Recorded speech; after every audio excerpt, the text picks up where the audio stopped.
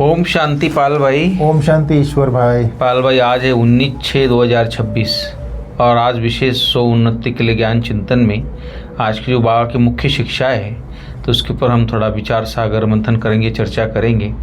और बाबा ने पाल भाई खास आज फूल माला के ऊपर खास बोला है, फूल आदि जो चढ़ाते हैं या पहनते हैं इसके लिए बाबा ने खास इशारा दिया है।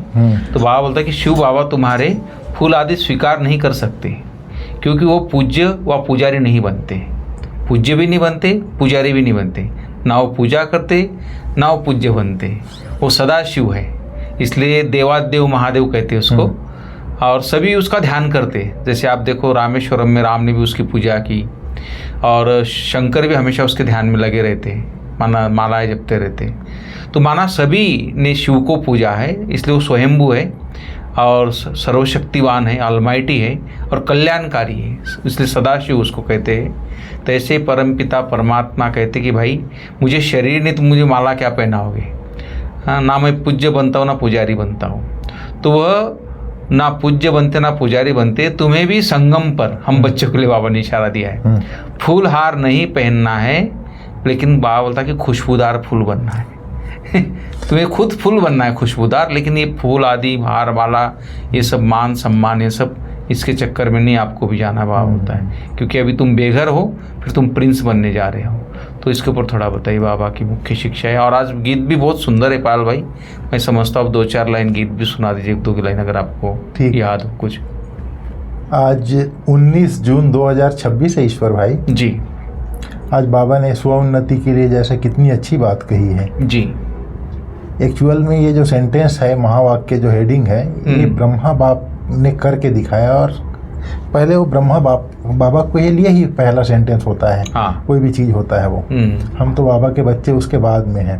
तो बाबा ने जैसे कहा मीठे बच्चे शिव बाबा तुम्हारे फूल आदि स्वीकार नहीं कर सकते क्योंकि वह पूज्य व पुजारी नहीं बनते, क्योंकि वो देहधारी नहीं बनता। जैसे हम लोग हैं, सतयुग में पूज्य देवी देवताएं थे, बाद में द्वापर के बाद पुजारी बन जाते हैं। तो शिव बाबा तो ऐसा है नहीं, इसलिए वो फूल आदि स्वीकार नहीं कर सकते। फिर बाबा ने कहा तुम्हें संगम पर भी फूल हार नहीं पहनना है। तो जैसे शिव बाबा ब्रह्मा तन से बोलता है तुम्हें फूल हार स्वीकार नहीं करने हैं संगम पर, तो सबसे पहले ब्रह्मा के कान में जाता है और ब्रह्मा ने एज इट इज करके दिखाया लास्ट तक। कहीं भी बाबा जाता था, ट्रेन में बॉम्बे जाता था, लखनऊ जाता था, दिल्ली जाता था, बच्चे स्टेशन पर कोई नहीं आएगा, कोई गुलदस्ता लेके नहीं आएगा। और बाबा तो फोटो भी नहीं खिंचवाते खुद के। हाँ, कई ये जो फोटो हिस्ट्री के लगे हैं तो बाहर से जो लोग आते थे वो लोग खींच के यादगार के रूप में वो लोग खींच लिया है बाबा का, तो वो यादगार बाद में फिर सबने ला के दिए, लेकिन बाबा खुद नहीं फोटो खिंचवाते। तो ये ब्रह्मा बाबा संगम युग पर फूल हार नहीं पहनने हैं बोला था ना, तो ब्रह्मा बाबा ने ये चीज करके दिखाया। लेकिन अभी तो बाबा के बच्चे जो है ड्रामा प्लान अनुसार हमारा ईश्वर भाई भी स्वीकार कर लेता है। चलो, भविष्य राज्य तख्त के अधिकारी कौन बनते बाबा बोलता है? भविष्य राज्य तख्त। आज देखिए भविष्य राज्य तख्त जी, बाबा ने कहा जो अभी माता पिता के दिल तख्त को जीतने वाले हैं वही जी तख्त नसीन बनते हैं। वंडर है, बच्चे माता पिता पर भी विजय प्राप्त करते हैं, मेहनत कर माता पिता से भी आगे जाते हैं। तो जैसे संडे की मुरली चली थी, अकाल तख्त नसीन सो दिल तख्त नसीन। दिल तख्त नसीन अर्थात परमात्म दिल तख्त नसीन, फिर विश्व राज्य तख्त नसीन। तो अभी जो बच्चे अभी माता पिता के दिल तख्त को जीतने वाले हैं अर्थात स्वयं अकाल तख्त नसीन बनते हैं। अकाल तख्त नसीन बन करके इच्छा मात्रम अविद्या बनते हैं, संतुष्ट मणि बनते हैं, तो वही फिर परमात्मा के दिल तख्त नसीन बन जाते हैं। अर्थात परमात्मा माता पिता के दिल तख्त को जीतने वाले हैं, वही फिर भविष्य में तख्त नसीन बनते हैं। और वंडर है, बच्चे माता पिता पर भी विजय प्राप्त करते हैं, मेहनत कर माता पिता से भी आगे जाते हैं। सब बच्चे तो नहीं गए, लेकिन हमारी मम्मा जरूर गई बाबा से भी आगे।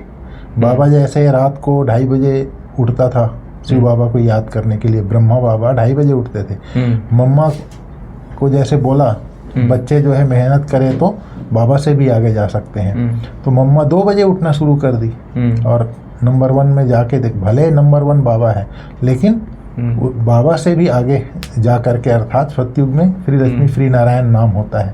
तो माता पिता पर भी विजय प्राप्त करके दिखाया मम्मा ने। मेहनत कर माता पिता से भी आगे जाते हैं। तो ये विशेष जो अनमोल रतन है माला के मड़के हैं, उनके लिए है खास ये महावाक्य। फिर आज बाबा ने गीत में बोला है, छोड़ भी दे आकाश सिंहासन धरती पर तू आ जा रे। ये मोबाइल में आज मैं निकाला हूँ ईश्वर भाई, 2-4 लाइन मैं आपको सुना देता हूँ। बाबा ने कहा, छोड़ भी दे आकाश सिंहासन, छोड़ भी दे आकाश सिंहासन इस धरती पर आ जा रे। छोड़ भी दे आकाश सिंहासन फिर धरती पर आ जा रे। जब जब विपदा पड़ी जगमाही तू ही बना रखवाला साई। पाप कपट की फैल रही है, पाप कपट की फैल रही है इस जग में फिर से परछाई। गीता का उपदेश सुनाने रूप बदल कर आ जा रे, रूप बदल कर आ जा रे। छोड़ भी दे आकाश सिंहासन इस धरती पर आ जा रे। रूप बदल कर आ जा रे, रूप बदल कर आ जा रे। क्यों आएगा? पाप कपट की फैल रही है इस जग में फिर से परछाई। गीता का उपदेश सुनाने रूप बदल कर आ जा रे। फिर बाबा ने कहा, इस तरह से आज गीत है। बहुत ही सुंदर गीत है पाल भाई। जब समय ऐसा आता है जब संसार में पाप बढ़ जाता है और सब कुछ, हर व्यक्ति भगवान को पुकारता है, तब वो जैसे गीता में वचन दिया है, जब जब धर्म की ग्लानि होती है, तो धर्म की ग्लानि हो गई। अभी आप देखेंगे सोशल मीडिया ने इतना छोटे छोटे बच्चों को भी माना ये कर दिया, मन उनका दूषित हो गया है। माना हर कोई बीमार भी है तो विकार के अधीन भी है, तो हर कोई भ्रष्टाचार भी कर रहे हैं तो पापाचार भी हो रहा है।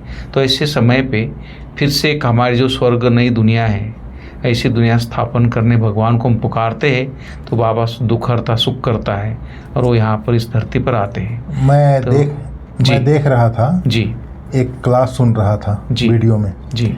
तो यूथ विंग का प्रोग्राम था, उसमें एक भाई साहब आए थे। तो आए और मोबाइल एडिक्शन के बारे में उन्होंने खुद कहा कि आज मोबाइल जीवन का अभिन्न अंग हो गया है, इसके बिना अभी जीवन संभव नहीं है, लेकिन समय के अनुसार, समय को देख करके जब आवश्यक है तो करें। बोले मैं भी स्टेज में बैठा था तो मैं भी यूज़ कर रहा था, लेकिन जैसे उन्होंने भाषण पूरा किया मैं देखा उनके हाथ में मोबाइल था। बुद्धि इतनी कमज़ोर हो गई है आत्माओं की, भले हम मुंह से बोल रहे हैं लेकिन तुरंत उसी समय मोबाइल में मतलब 5 मिनट के लिए भी आदमी उससे अलग नहीं हो सकता, फिर हाथ में मोबाइल आ जाता है और वो क्रियाकलाप शुरू हो जाता है। तो बुद्धि इतनी कमज़ोर हो गई, तुरंत वहाँ जाती है। तो फिर आज बाबा ने कहा है, जैसे छोड़ भी दे आकाश सिंहासन ये गीत चला है, तो इस गीत से सर्वव्यापी का ज्ञान टूट जाता है, क्योंकि आकाश छोड़ के आ रहा है। तो फिर बाबा ने कहा, बाप आते हैं पतितों को पावन करने व दुखियों को दुख से लिबरेट कर सुख देने के लिए। तो बच्चे जान गए हैं कि वही बाप आया हुआ है। फिर बाबा ने कहा, बाप बार बार कहते हैं, दे अभिमान छोड़ तुम आत्म अभिमानी बनो और आर्गन्स द्वारा शिक्षा धारण करो। भल इस बाबा को चलते फिरते देखते हो, परंतु याद शिव बाबा को करो, क्योंकि शिव बाबा के तन में आते हैं तो शिव बाबा दिखाई तो नहीं देता है, लेकिन चलते फिरते इस बाबा को देखते हो, परंतु शिव बाबा को याद करना है। बाबा ने कहा, कभी भी जिस्म को याद नहीं करना है, बुद्धि योग बाप के साथ लगाना है। बच्चे याद करते हैं, फिर से आकर ज्ञान योग सिखाओ। परम पिता परमात्मा के सिवाय कोई राजयोग सिखा न सके। इस तरह से फिर बाबा ने कहा, बाप बैठ समझाते हैं, अब इस शरीर को याद नहीं करो, अपने को आत्मा निश्चय करो और बाप को याद करो। इस पुरानी दुनिया में आत्मा और शरीर दोनों ही पतित है, इसको याद करने की आवश्यकता नहीं है। बाबा ने कहा, तुम बच्चे हमेशा ऐसे समझो, हमको बाप पढ़ाते हैं, हम गाड़ी स्टूडेंट हैं। भगवानु आज मैं तुमको राजाओं का राजा बनाता हूँ। फिर बाबा ने कहा, तुम्हें माया को जीतने का पूरा पूरा पुरुषार्थ करना है। बच्चों आदि को भी भल प्यार से चलाओ, परंतु ट्रस्टी होकर रहो। बाप समझाते हैं, हमेशा ऐसे समझो हम शिव बाबा के हैं, शिव बाबा हमको पढ़ाते हैं, शिव बाबा ब्रह्मा द्वारा हमेशा शिक्षा देते हैं। शिव बाबा की याद में फिर बहुत मज़ा आता रहेगा। ऐसा गॉड फादर कौन है? जैसे लौकिक फादर होता है, लौकिक फादर भी है, टीचर भी, जैसे शिव बाबा फादर भी है, टीचर भी है, सदगुरु है जी। कई बाप बच्चों को पढ़ाते हैं, लौकिक में जो होते हैं कई बाप होते हैं बच्चों को पढ़ाते हैं, तो वह जरूर कहेंगे वह हमारा फादर है, टीचर है, परंतु वह फादर गुरु भी हो ऐसे नहीं होते। लौकिक में एक बाप जो मास्टर होता है जी, वो पढ़ाता है, लेकिन बाप और टीचर हुआ, सदगुरु नहीं होता, वो गुरु नहीं हो सकता। हाँ, टीचर हो सकता है, फादर को गुरु कभी नहीं कहेंगे। किनका ब्रह्मा बाबा का फादर टीचर भी था, पढ़ाते थे। ब्रह्मा बाबा जब बच्चा था तो उसका पिताजी उसको पढ़ाता भी था, वह है हद का फादर टीचर था। तो बाबा ने कहा हम गार्डली स्टूडेंट है, यह स्मृति रहे तो भी अहो सौभाग्य। गॉड फादर पढ़ाते हैं, कितना क्लियर है जी। तो कितना मीठा बाबा है, मीठी चीज को याद किया जाता है ना। जैसे आशिक मासूक होते हैं, याद करते हैं ऐसे। फिर बाबा ने कहा तुम्हारी आत्मा और शरीर कितना शुद्ध बनाता हूँ, तो इनको दादा को कभी याद नहीं करना, ब्रह्मा को। यह सारा कार्य शिव बाबा का है, उनको ही याद करो। इनसे मीठा, ब्रह्मा से मीठा वह है, शिव बाबा है जी। आत्मा को कहते हैं तुमको इन आँखों से यह ब्रह्मा का रथ देखने में आता है, परंतु तुम याद शिव बाबा को करो। शिव बाबा इनके द्वारा तुमको कौड़ी से हीरे जैसा बना रहे हैं। ठीक है ईश्वर भाई, बहुत अच्छा, बिल्कुल सही बात है। और पाल भाई, जो बाबा ने मुख्य बात कही कि बाप के दिल रूपी तख्त पर जीत पाना है। अब दुनिया में भी देखो, जो बाप की दिल जीत लेता है ना, तो बाप उसी को सब कुछ देता है, क्योंकि वो आज्ञाकारी वफादार बच्चा होता है। ऐसे बाबा का आज्ञाकारी वफादार बच्चा बन के तो बाबा के दिल तख्त पर जीतना है बाबा का, और पुरुषार्थ करना है इसी के लिए हमको। और परिवार में रहकर ट्रस्टी होकर प्यार से सबको चलाना है। परिवार में तो रहना है, लेकिन ट्रस्टी होकर सबको प्यार से चलाना है, और मोहजित भी बनना है। माना ट्रस्टी है तो मोहजित भी होगा वो। और योग बल से आत्मा को स्वच्छ बनाना है। जो आत्मा स्वच्छ बनेगी योग भाई, उसका एक ही तरीका है योग बल, तभी आत्मा स्वच्छ बनेगी। और इन आँखों से सब कुछ देखते हुए याद एक बाप को करना है। यहाँ फूल हार स्वीकार नहीं करना है, वहाँ होता है, लेकिन खुशबूदार फूल बनना है। तो ये मुख्य बातें थी पाल भाई आज, कि किस तरह बाबा ने हम आत्मा को स्वच्छ बनाने की एक इशारा भी दिया है, क्योंकि आत्मा पतित हो गई, तमो प्रधान हो गई, विकारों से मलिच्छ हो गई थी।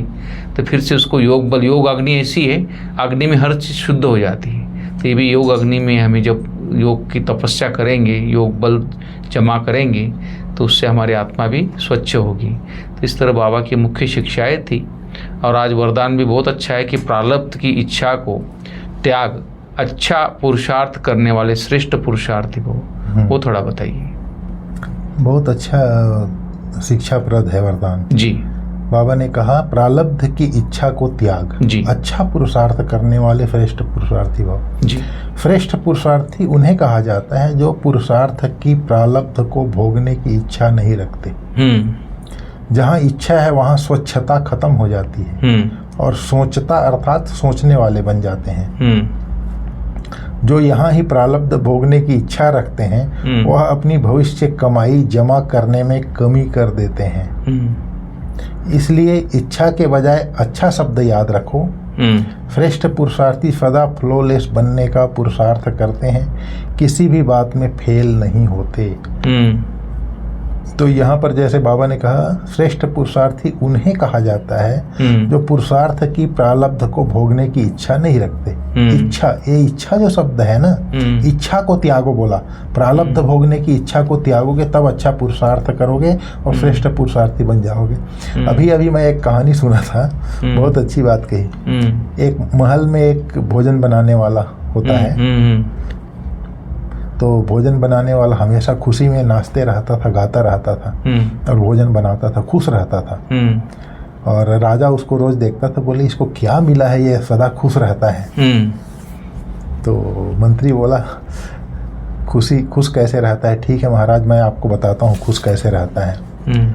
तो उसके पास कोई धन संपत्ति थी नहीं, बोले ये 99 के फेर में नहीं है, इसलिए ये खुश रहता है। अच्छा। फिर क्या हुआ, वो क्या होता है फिर मैं बताता हूँ। बोले एक दिन क्या हुआ, रहते तो वो लोग महल में ही थे, महल के थोड़ा आसपास में। तो मंत्री ने क्या किया, एक थैली में 99 सोने का सिक्का डाल करके रास्ते में डाल दिया, और वो खाना बनाने वाला जा रहा था तो उसको मिला 99 है। बोले ये तो 100 होता है, इसमें का एक कहाँ गया। अब वो उठा के लेके गया, देखा गिनती किया 99 था। घर में गया 99, बोले इसमें का एक कहाँ गया। एक चाहिए तो 100 हो जाएगा। उसकी रात की नींद गायब हो गई। फिर सवेरे उठा, फिर आ रहा था तो फिर आते आते देखा उस जगह में एक सिक्का कहाँ गिरा है। फिर आया सेवा में अपना भोजन बनाने, खाना उस दिन हंसते हंसते गीत गाते बना नहीं रहा था। बोले 99 तो है, वो 100वां सिक्का कहाँ गिरा है।